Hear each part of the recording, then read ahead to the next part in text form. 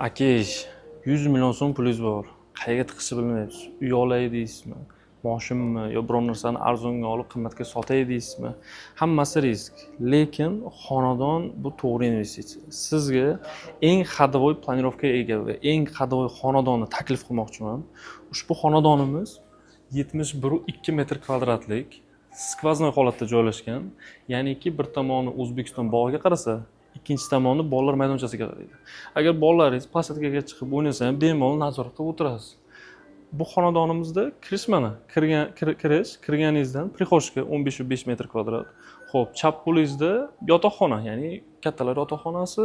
Xo'p, bunisi eshigimiz esa mehmonxona, kirishingizdan to'g'rida alohida vanna tualet. Va kirishdan o'ng qo'ldagi xona bu oshxona. Bunaqa planirovkalar ichida bu eng xadovoy planirovka, chunki bu skvoznoy alohida vanna tualetga ega hamda hamyonbop. Endi eng qizig'i, boshida 100 million so'm to'laysiz. 100 million so'm to'laysiz. Keyin esa har oyi 8 million 700 ming so'mdan stabilniy 60 oy davomida foizsiz bo'lib to'lash evaziga to'lab o'tasiz. Va 2027-yil o'zida sizga 71,2 metr kvadratlik pat ключ xonadonga ega bo'lasiz.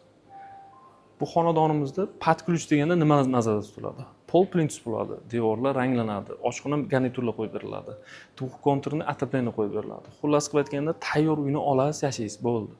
Hech ustaga bosh og'riq qilmaysiz, ustaga xarajat qilmaysiz, usta topay demaysiz, bosh og'riq qilib o'tirmaysiz. Shuni 100 million to'laysiz, har oy 8 million 700 ming so'mdan stabilniy to'laysiz, bo'ldi. 71,2 metr kvadratlik xonadon tayyor. Mana bu to'g'ri investitsiya. Agarda sizda shunaqa xonadonlarimiz ma'qul bo'lsa, pastdagi raqamlarga qo'ng'iroq qilib, yanada batafsilroq ma'lumotga ega bo'ling.